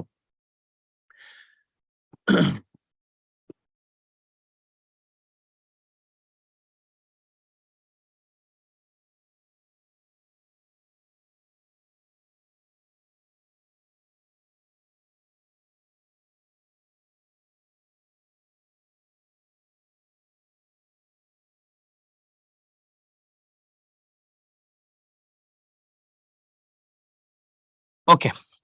তো জিনিসগুলোর নাম বলি তোমাদেরকে। হ্যাঁ, এটাকে বলা হয় অ্যাডিপিক অ্যাসিড, এটাকে বলা হয় হেক্সামিথিলিন, এই যে হেক্সামিথিলিন ডাইঅ্যামিন, এটা বলা হয়। মজার ব্যাপার ভাইয়া, একটু খেয়াল করে দেখো, এটাকে নাইলন 66 কেন বলছে জানো? দেখো তো এই যৌগে কার্বন কয়টা? 1, 2 আর 4, তাহলে টোটাল এখানে কার্বন আছে 6টা। এখানেও কার্বন কয়টা দেখো তো? 6টা। এজন্য এটাকে বলা হয় 6:6। এখানে যদি 7টা কার্বন নিতে তাহলে হয়তো 7:6, এখানে যদি 10টা কার্বন নিতে হয়তো 6:10। কথাটা বুঝতে পারছি? এরকম আর কি ব্যাপারটা। হ্যাঁ, খুব সিম্পল, আর কিছুই না, নামটা এই জন্যই আসছে। বিক্রিয়াটা কেমনে হয় বলতো? ঘনীভবন। ঘনীভবন মানে পানি বের করে দিবা। তাহলে এই OH-টা এইটার সাথে বের করে দাও, বের করে দাও, তাহলে এই টুকটা জোড়া লেগে যাবে। জোড়া লাগলে কি হবে দেখো, খেয়াল করো, HO CO CH2 4 CO NH CH2 6 NH এরকম হইলো, সিম্পল। এখন এটারে যদি জোড়া বানাইতে দাও তখন কি করবা জানো? এন দিয়ে গুণ করতে হলে দেখো পানি বের করতে হবে না, এই পাশের OH-টা কেটে দিবা, এই পাশের H-টা কেটে দিয়ে এন দিয়ে দিবা, তাহলে এটা হয়ে গেছে নাইলন 66 এর পলিমার। তাহলে হয়ে গেছে নাইলন 66 এর পলিমার। সোজা তো, কঠিন না তো। আবারও বলি, এখানে তুমি কয়টা কার্বন নিছো? 6টা। এখানে কার্বন নিছো কয়টা? 6টা। এজন্যই এই যৌগটার নাম নাইলন 66। যদি এখানে কার্বন নিতে 7টা, এখানে নিতে 10টা, তাহলে নাম হইতো নাইলন 710, এরকম নাম হইতো। এই আর কিছু না। ওকে, আচ্ছা, তাহলে এই জিনিসটা বুঝছো তাই তো? সিম্পল, আর কিছুই না। আচ্ছা, তাহলে এটা বুঝে গেছি, ঠিক আছে। পানি কতবার বের করলাম? ভালো একটা কোশ্চেন। যদি একবার বিক্রিয়া হয় একটা পানি বের হবে, যদি এন সংখ্যক বিক্রিয়া হয় তাহলে কি এন সংখ্যক পানি বের হবে, তখন এখানে একটা এন আসবে। সিম্পল, বুঝে গেছো? আচ্ছা, ওকে। নাইলন একটা নাম, কেমিক্যাল, এই যে এটাই নাইলন 66 এর কেমিক্যাল ফর্মুলা। হ্যাঁ, তাহলে এই যে এটা হবে নাইলন 66। ওকে, আচ্ছা, ওকে। তাহলে ধরো আমি একটা এক্সাম্পল দিই। হ্যাঁ, নাইলন 66 না, আমি ধরো যে কোনো একটা এক্সাম্পল দিই, দেখি তোমরা এটা পারো কিনা। হ্যাঁ, জাস্ট এমনি দেখি, দেখো মনোযোগ দিও, টেস্ট করি আমি তোমাদেরকে একটু।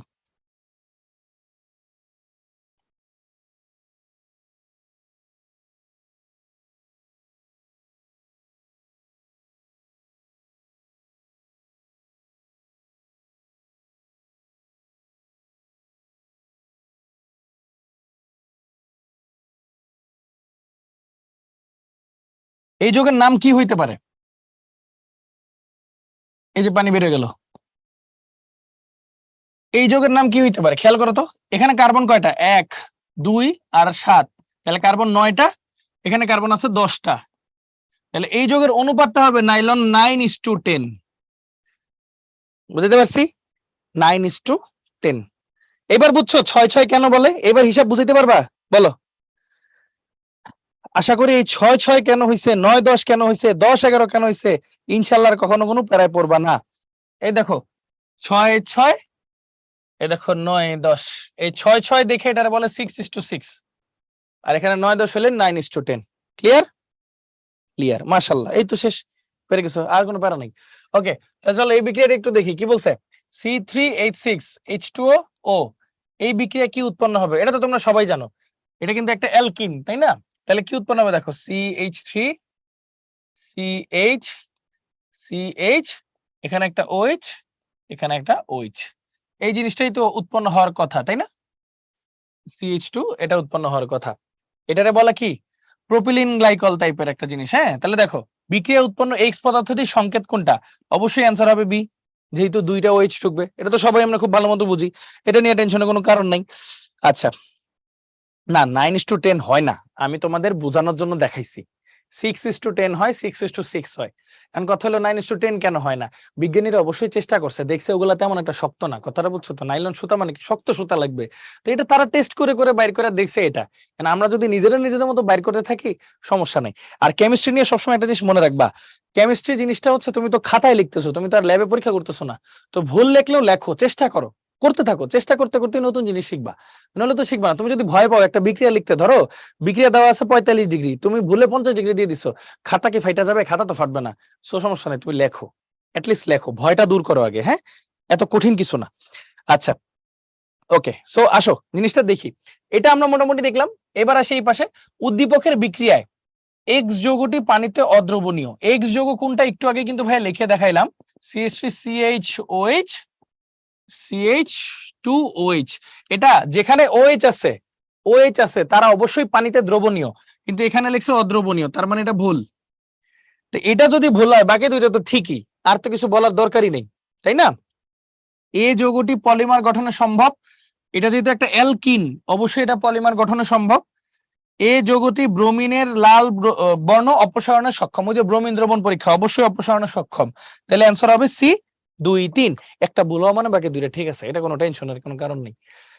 আচ্ছা, এবার আসো, CH3CH2OH H2SO4 দিলাম, এ তৈরি হইলো H2O। বলো তো এ কি? বলো এ কি বলতে হবে ভাইরে,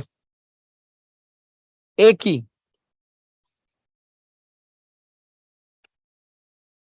অ্যালকিন। মাশাআল্লাহ, তুমি তো পারো। দেখো, এখানে H2O দিলে পানি বের হবে, মানে এখানে একটা OH এখানে H এর সাথে বিক্রিয়া করে পালায় যাবে, তাহলে উৎপন্ন হইলো কি? CH2 double bond CH2, ethene তৈরি হইলো। এ হচ্ছে ইথিন। আচ্ছা, ইথিনকে আবার হাইড্রোজেনের সাথে বিক্রিয়া করাবো, তাহলে বিটা কি হবে জানো? ইথেন। আবার এটাকে ক্লোরিনের সাথে যদি বিক্রিয়া করায়, তখন সি কি হবে? CH3 CH2 Cl। সিম্পল জিনিস। হ্যাঁ, আচ্ছা, কি বলছে দেখো, এ যৌগটির সাধারণ আণবিক সংকেত হলো, এই যৌগটার অ্যালকিন, তাহলে CnH2n। অ্যান্সার হচ্ছে এ, CnH2n। গুড, হয়ে গেল। তারপর এগুলো তো বের করছি। সি যৌগটি হতে, এই যে সি যৌগ, সি যৌগ কি ছিল? CH3 CH2 Cl, CH3 CH2 Cl। আচ্ছা, এ যৌগটি, সি যৌগটি হতে অ্যালকোহল উৎপন্ন করা যায়, যাই তো? কেমনে বলো তো? ওর সাথে আমি কি দিব? KOH অ্যাকোয়াস দিব নাকি অ্যালকোহলীয় দিব? বলো, অ্যাকোয়াস দিব নাকি অ্যালকোহলীয় দিব? কুইক, অ্যাকোয়াস দিব নাকি অ্যালকোহলীয় দিব? অ্যাকোয়াস দিব। গুড।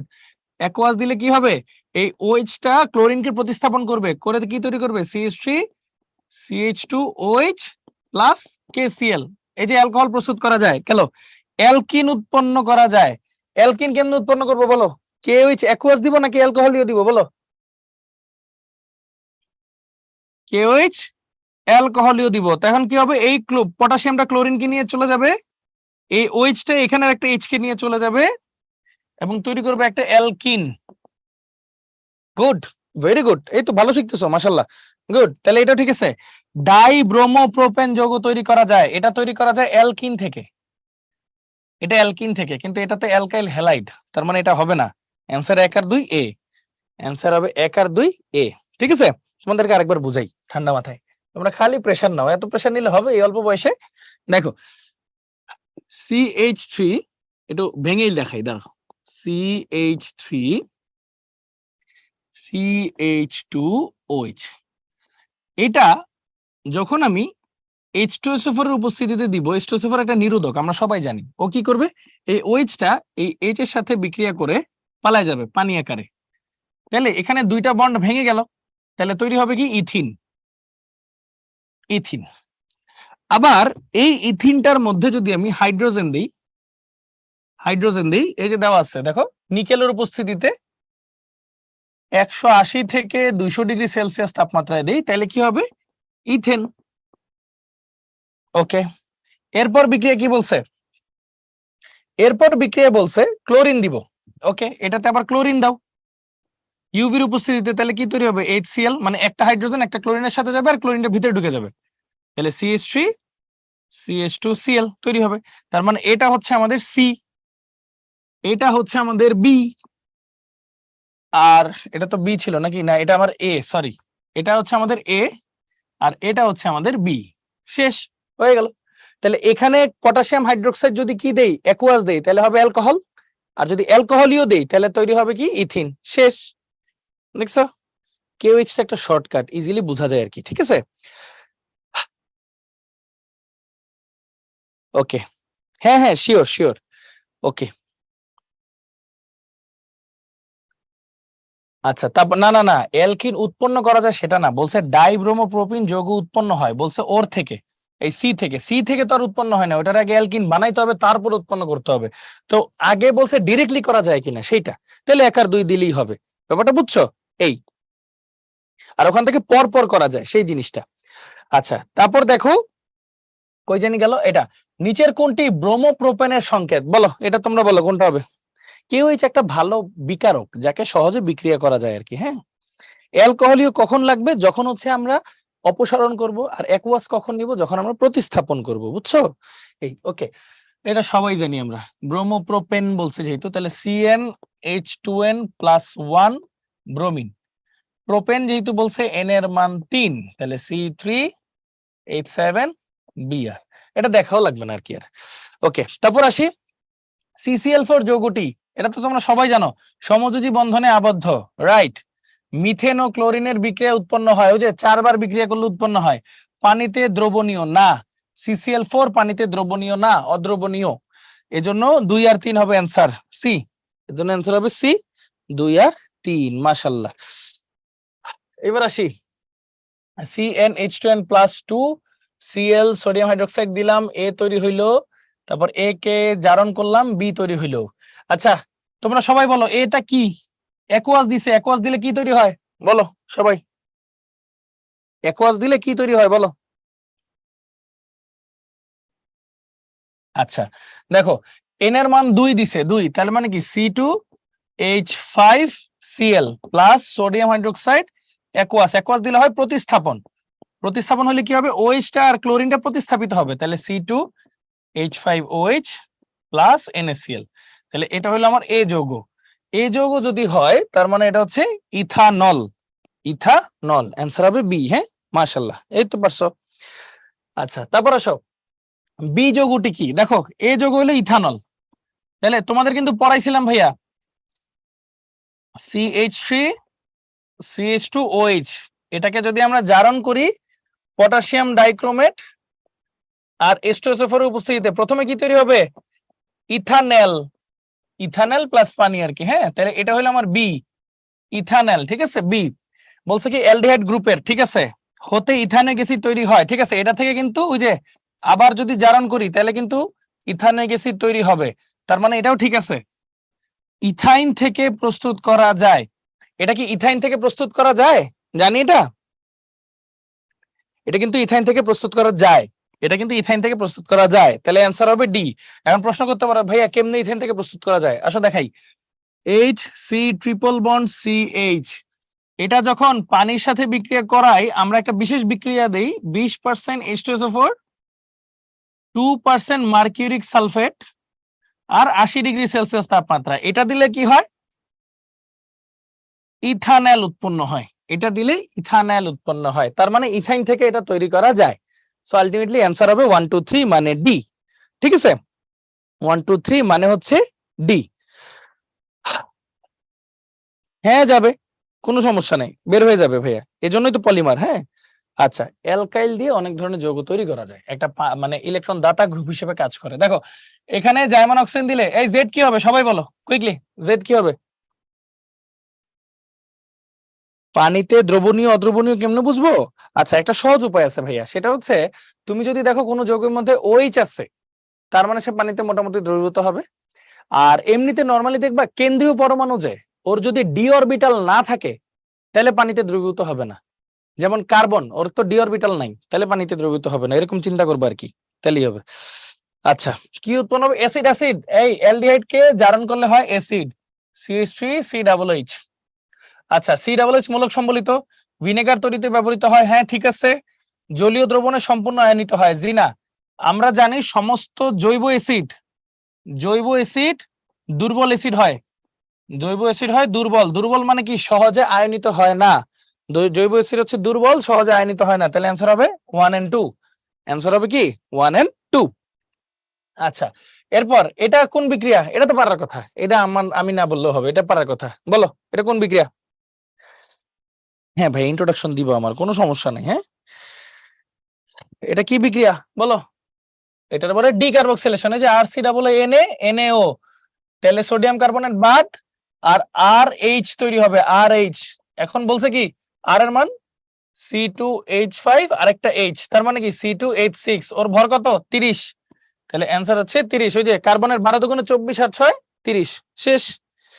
ওকে, এরপর এক্স যৌগটার নাম কি? দেখো এক্স যৌগ থেকে সোডিয়াম হাইড্রোক্সাইড দিয়ে এগুলা তৈরি হয়েছে। দেখো এটা কিন্তু একটা লবণ, এটা একটা পানি, লবণ পানি তৈরি হয়েছে, তার মানে এটা কি একটা অ্যাসিড না? CH3 CH2 COOH, এটা হবে। শেষ। তাহলে বলছে এক্স যৌগের নাম কি? একটা প্রোপানোয়িক অ্যাসিড। হয়ে গেল, এ তো ম্যাক্সিমামই পারো, তাহলে তার টেনশন করার দরকার নেই। এবার আসি এক্স যৌগটি CH3 CH2 COOH, একটি জৈব অ্যাসিড হতে অ্যালকেন প্রস্তুত করা যায়। এই অ্যালকেন, অ্যাসিড থেকে অ্যালকেন কেন্দ্রে প্রস্তুত করে কোন পদ্ধতিতে? বলো কোন পদ্ধতিতে প্রস্তুত করে অ্যাসিড থেকে অ্যালকেন? ওই যে ডিকার্বক্সিলেশন, তার মানে এটা প্রস্তুত করা যায়। আর আচার সংরক্ষণের জন্য ব্যবহৃত হয়। জি না, আচার সংরক্ষণের জন্য ব্যবহৃত হয় ইথানোয়িক অ্যাসিড। হ্যাঁ, আর এটা তো প্রোপানোয়িক অ্যাসিড। তাহলে অ্যান্সার 1 and 2 মানে এ। অ্যান্সার হচ্ছে 1 and 2 মানে হচ্ছে এ। Very good. এবার আসি, এই বলেন এক্স কি হবে? একটু আগে পড়াইছি। এক্স কি হবে বলেন, সবাই পারবেন। এক্স কি হবে? Good, ethanol. বলার দরকার নাই, এখান থেকে ডিরেক্টলি CH3 CHO তৈরি হবে। এক্স হবে ইথানল। Very good. আচ্ছা, এবার আসি উক্ত বিক্রিয়া এক্স যৌগটি CH3 CHO, উক্ত বিক্রিয়া এক্স যৌগটি ঘুমের ওষুধ তৈরিতে ব্যবহৃত হয়। হ্যাঁ হয়। জারিত করলে এসিড পাওয়া যায়, অ্যালডিহাইডকে জারণ করলে এসিড পাওয়া যায়, ঠিক আছে। ডেরলিন তৈরিতে ব্যবহৃত হয়। জি না, ডেরলিন তৈরিতে ব্যবহৃত হয় হইলো HCHO। হ্যাঁ, ফর্মালডিহাইড ব্যবহৃত হয়। তার মানে অ্যান্সার 1 and 2। ও সরি, এটা না, 1 and 2 কই? সি। তাহলে অ্যান্সার হচ্ছে সি, 1 and 2। ডেরলিন হচ্ছে একটা ওই যে মেলামাইন জাতীয় যৌগ আর কি। হ্যাঁ, ওটা তৈরিতে মিথানল ব্যবহৃত হয়, মিথানল। আচ্ছা, এবার হলো অধ্যায় 12 আমাদের জীবনের রসায়ন। এই চ্যাপ্টার কেমন লাগে বলো? যেগুলো বইয়ে নাই সেগুলো স্লাইডে আছে, টেনশনের কোনো কারণই নেই। এই চ্যাপ্টার অনেক ভালো লাগে। আচ্ছা, এই চ্যাপ্টার ভালো লাগার কারণ কি? সোজা অনেক। আচ্ছা আচ্ছা, ওকে, আসো পড়ি। টয়লেট ক্লিনারের মূল উপাদান কি? শোনো, টয়লেট ক্লিনারের ক্ষেত্রে তীব্র ক্ষার ব্যবহার করা হয়, যেমন সোডিয়াম হাইড্রোক্সাইড, এটা আমরা সবাই জানি। আর গ্লাস ক্লিনারের ক্ষেত্রে ইউজ করা হচ্ছে মৃদু ক্ষার, যেমন অ্যামোনিয়াম হাইড্রোক্সাইড বা অ্যামোনিয়া। ঠিক আছে।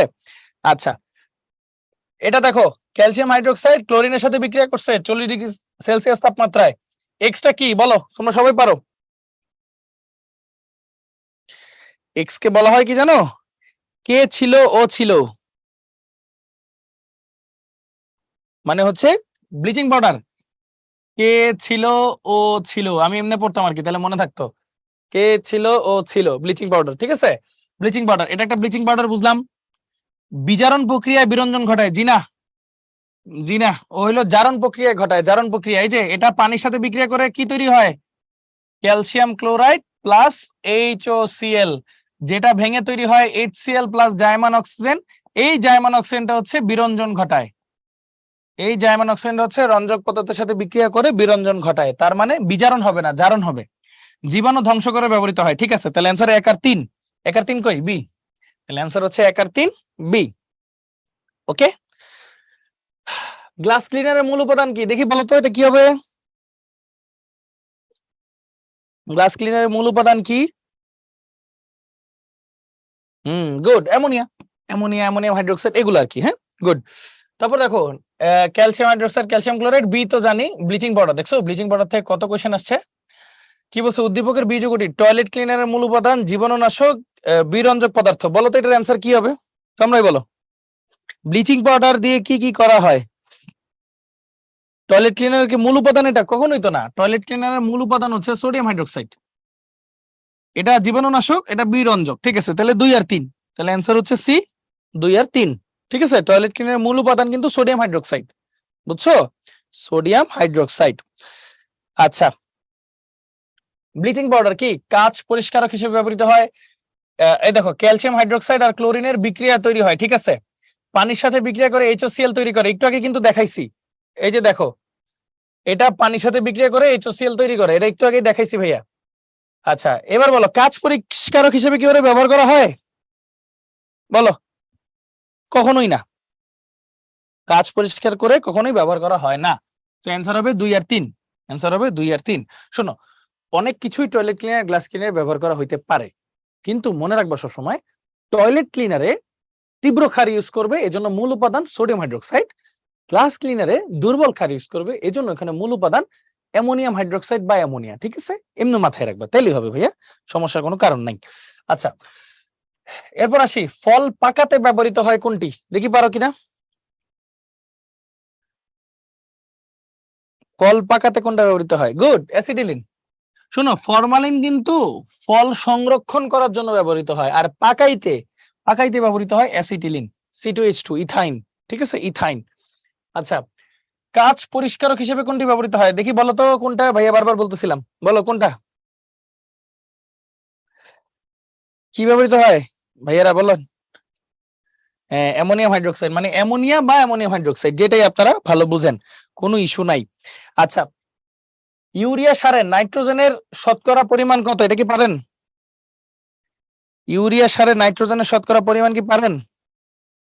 বলেন। না পারলে কোনো সমস্যা নাই। ইউরিয়া মানে কি? H2N CO NH2। দেখেন এখানে নাইট্রোজেন আছে কয়টা? 2টা। তাহলে নাইট্রোজেনের ভর কত আসতেছে? 14 × 2 = 28। এবার ইউরিয়ার ভর কত আসতেছে? চলেন গনি। হাইড্রোজেন আছে 4টা, 4। নাইট্রোজেন আছে 2টা, 28। কার্বন আছে একটা, 12।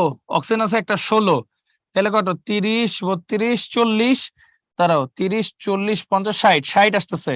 তাহলে সুতরাং পার্সেন্টেজ অফ নাইট্রোজেন, নাইট্রোজেনের শতকরা হার কিভাবে বের করে? নাইট্রোজেনের ভর বাই মোট ভর ইনটু 100%। কত আসে? চ্যাট বক্সে একটু লেখেন সবাই, কুইকলি চ্যাট বক্সে একটু লেখেন দেখি, আমি একটু ক্যালকুলেট করি।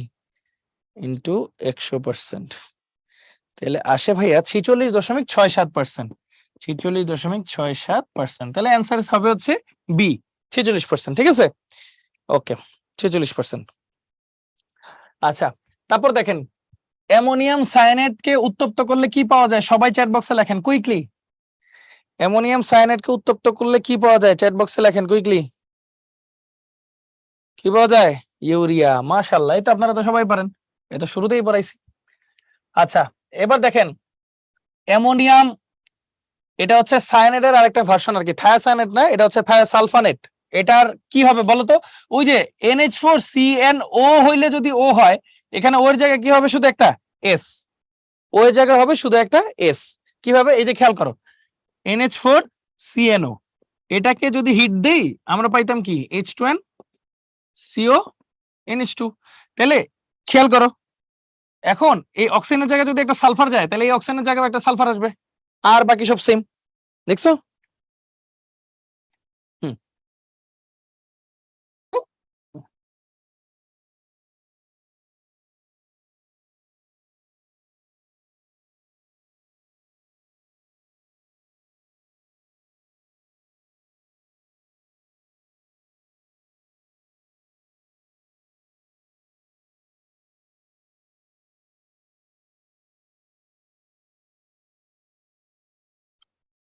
ওকে, তাহলে এটা সবাই পারছি আমরা, তাই না? ওকে, আচ্ছা।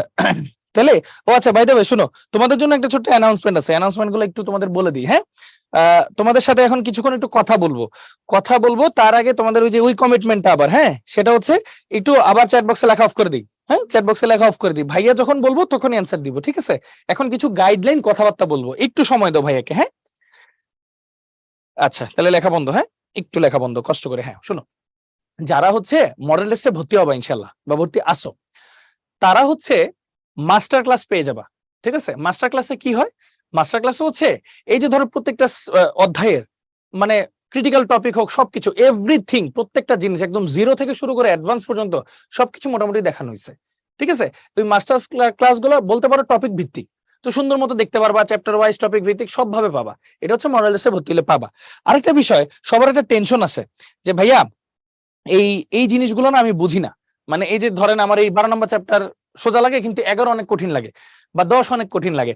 আমি তোমাদেরকে সবাইকে একটা ছোট্ট একটা কোশ্চেন জিজ্ঞেস করি, দেখি তুমি এই জিনিসটা বুঝো কিনা। সবাই একটা কোশ্চেন অ্যান্সার দাও ভাইয়াকে, হ্যাঁ, যে ভাইয়া বলো তো যে এই যে এতক্ষণ আমরা যা যা পড়লাম, যে কয়টা অবজেক্টিভ সলভ করলাম, 50% পারছো, এর 50% নিজে থেকে পারছো বলো তো?